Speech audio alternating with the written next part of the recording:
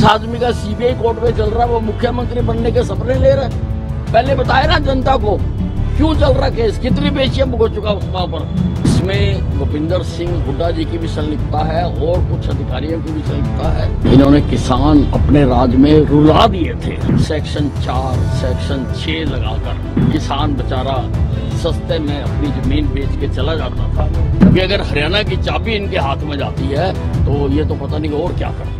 हरियाणा चुनाव से पहले पूर्व मुख्यमंत्री भूपेंद्र सिंह हुड्डा की मुश्किलें बढ़ चुकी है। दरअसल आपको बता दें कि ईडी ने मनी लॉन्ड्रिंग एक्ट के तहत ये बड़ी कार्रवाई भूपेंद्र सिंह हुड्डा पर की है, जिसके तहत 834 करोड़ रुपए की संपत्ति ईडी की ओर से जब्त कर ली गई है। बता दें कि इस पूरे मामले को लेकर के अब हरियाणा के पूर्व मुख्यमंत्री घिरते हुए नजर आ रहे हैं। भूपेंद्र सिंह हुड्डा के खिलाफ ईडी ने सख्त एक्शन लिया है। ईडी ने हुड्डा, एमआर और एमजीएफ डेवलपमेंट लिमिटेड सहित अन्य आरोपियों के खिलाफ एक मनी लॉन्ड्रिंग के मामले में 834 करोड़ रुपए की संपत्ति को जब्त कर लिया है। बता दें कि गुरुग्राम और दिल्ली के 20 गांवों में ये संपत्तियां हैं। आरोप है कि एमआर, एमजीएफ भूपेंद्र सिंह हुड्डा और डायरेक्टर टीडीसीपी त्रिलोक चंद्र गुप्ता के साथ मिलकर इन इलाकों में सस्ते दामों पर जमीन हथिया ली थी और इस कारण न केवल उन लोगों को नुकसान हुआ जिनकी जमीनें हड़पी गई, बल्कि सरकार को भी नुकसान झेलना पड़ा। यानी कि भूपेंद्र सिंह हुड्डा की ओर से जो जमीनें खरीदी गई उससे जमीन बेचने वालों को नुकसान हुआ और इसी के साथ ही सरकार को भी यहां पर खामियाजा उठाना पड़ा। अब विधानसभा चुनावों से पहले इस तरीके की कार्रवाई को लेकर के कई सारे सवाल भी खड़े हो रहे हैं, जिसको लेकर के हरियाणा के ही पूर्व गृह मंत्री अनिल विज का बयान भी सामने आया है। उनका कहना है कि ये जो कार्रवाई है वो आज से नहीं बल्कि काफी समय पहले से चल रही है। अभी तो महज 834 करोड़ की प्रॉपर्टियां ही जब्त की गई है। आगे आगे देखिए कैसे कैसे कारनामे भूपेंद्र सिंह हुड्डा के सामने आएंगे ईडी की इस कार्रवाई के बाद। सुनिए अनिल विज का ये बयान। देखिए ये बहुत बड़ा मामला है। इन्होंने किसान अपने राज्य में रुला दिए थे। सेक्शन 4, सेक्शन 6 लगाकर किसान बेचारा सस्ते में अपनी जमीन बेच के चला जाता था और फिर बिल्डर माफिया वो जमीन को खरीद लेता था। 4 भी हट जाता था, 6 भी हट जाता था। ये इतना बड़ा कांड हुआ है और इसमें भूपेंद्र सिंह हुड्डा जी की भी संलिप्तता है और कुछ अधिकारियों की भी संलिप्तता है और किसी भी प्रकार से इनके हाथ में अब हरियाणा की चाबी नहीं जानी चाहिए।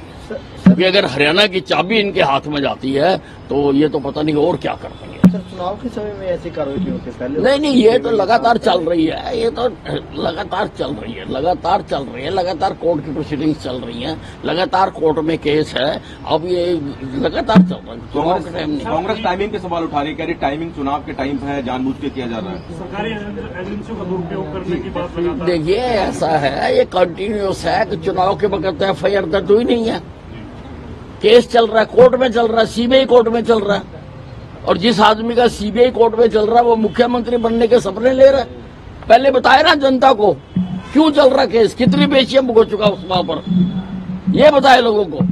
आपको बता दें दरअसल ये बड़ी खबर मानी जा रही है क्योंकि हरियाणा में अभी कुछ ही समय में विधानसभा चुनाव होने हैं और इससे पहले पूर्व मुख्यमंत्री जो है भूपेंद्र सिंह हुड्डा वो पूरी तरीके से ईडी के शिकंजे पर कस चुके हैं। बता दें कि इसी कड़ी में कार्रवाई करते हुए ईडी ने एमआर इंडिया लिमिटेड की 501.13 करोड़ एकड़ की संपत्ति कुर्क कर ली है। वहीं मेसर्स एमजीएफ डेवलपमेंट लिमिटेड की 332.69 करोड़ रुपए की कीमत की 401 एकड़ में फैली अचल संपत्तियों को भी कुर्क किया है। हरियाणा और दिल्ली के 20 गांवों में कुर्क की गई संपत्तियां स्थित है। साथ ही एमआर इंडिया लिमिटेड और एमजीएफ डेवलपमेंट लिमिटेड दोनों पर ही गुरुग्राम के सेक्टर 65 और 66 में आवासीय प्लॉटेड कॉलोनी के लिए डीसीपी से मिले लाइसेंस के मद्देनजर मनी लॉन्ड्रिंग मामले की जांच की जा रही है। आपको बता दें दरअसल सीबीआई द्वारा दायर एफआईआर के आधार पर प्रवर्तन निदेशालय यानी कि ईडी इस मामले की जांच कर रही है। एफआईआर में हरियाणा के पूर्व मुख्यमंत्री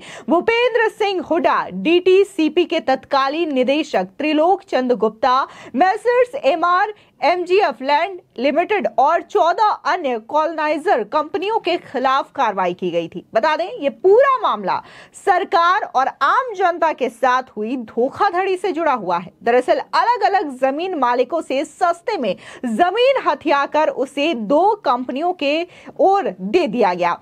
साल 2009 में हरियाणा सरकार ने गुरुग्राम के सेक्टर 58 से 63, सेक्टर 65-67 की 14-17.07 एकड़ भूमि पर भूमि अधिग्रहण अधिनियम 1894 की धारा 4 के तहत अधिसूचना जारी की गई थी। अब सीधे तौर पर जिस तरीके से हरियाणा में विधानसभा के चुनाव होने हैं और उससे पहले ईडी लगातार ये दबिश दे रही है और गुरुग्राम समेत कई सारी ऐसे 20 गांवों की संपत्तियां हैं जिसे कुर्क कर ली गई है और बताया ये जा रहा है कि ये वही संपत्ति है जिसे भूपेंद्र सिंह हुड्डा ने अपनी कंपनियों के साथ और अपने पार्टनर के साथ मिलकर के उन लोगों से खरीदा था और इसके एवज में जो है वो नुकसान उन लोगों को भी हुआ जिनकी प्रॉपर्टी को खरीदा गया था और इसी के साथ ही सरकार को भी इसमें भारी नुकसान झेलना पड़ा था। सीधे तौर पर इस पूरे मामले की जांच पहले सीबीआई के अंडर में थी। अब जैसे ही मनी लॉन्ड्रिंग का ये एंगल सामने आया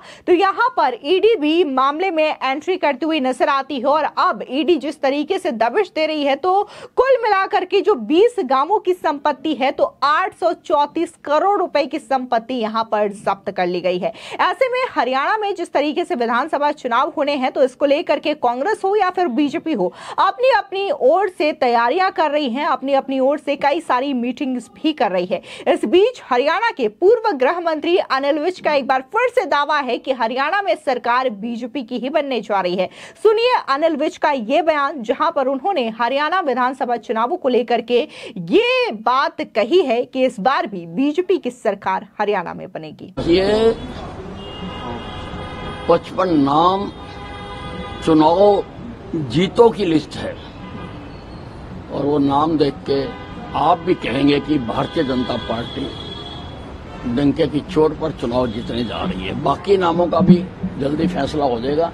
लिस्ट तो शायद देखो जब केंद्रीय नेतृत्व चाहेगा वो आउट करेगा, लेकिन बीजेपी तीसरी बार फिर जीतेगा। सर, कुछ राज्यसभा सांसद लोकसभा सांसदों को इस बार मौका दिया जा रहा है। नहीं देखिए, ऐसा मैं को सारा बता नहीं सकता हूँ। ये मैंने जो जितना मेरे डोमेन में था मैंने बता दिया। अब बाकी तो बताएंगे बड़े नेता। सर 35 सीटों के लिए कोई बैठक होनी हो कुछ? नहीं, वो चल रही है, जैसे जैसे उस पर चर्चा चल रही है लगातार और जैसे जैसे जिसकी आवश्यकता उसको बुलाया जाएगा, बात कीजिएगा। सर, कोर ग्रुप की कोई बैठक बुलाई गई है आज या फिर? नहीं, एज ए ग्रुप तो नहीं है, पर चर्चा में किसी को भी बुलाया जा सकता है, किसी की भी राय ली जा सकती है। क्या जेपी नड्डा जी से दोबारा बैठक होगी?